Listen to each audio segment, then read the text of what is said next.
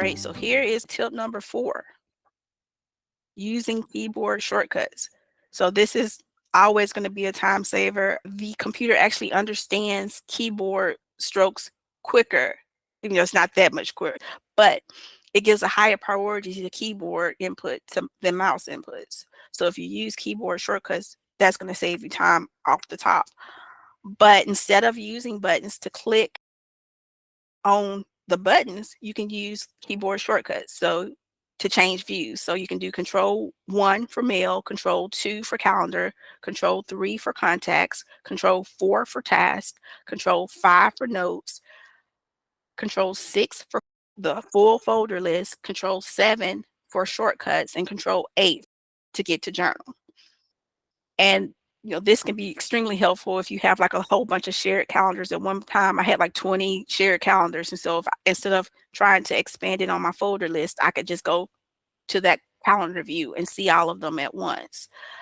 So if you want to create a new item, anywhere you are, you can create Control-N to create a new item of the type on the screen where you already are. But let's say you're on the journal screen and we're going to want to create a new message. So if you want to create a new item, then you just have to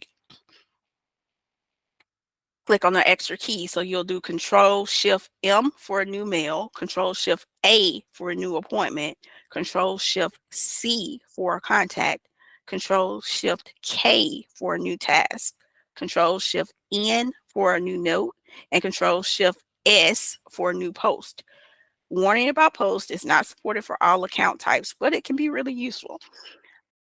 And this isn't an exhaustive list. There's like a whole page full of different keyboard shortcuts that you can use when you're in Outlook. So are you already using keyboard shortcuts? And if you are, which ones do you use the most often?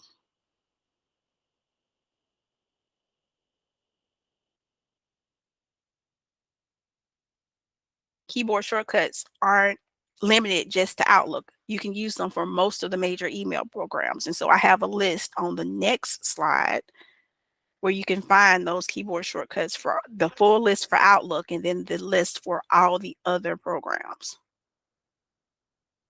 So here it is for Outlook and also Gmail, Yahoo, and then Mail on Mac.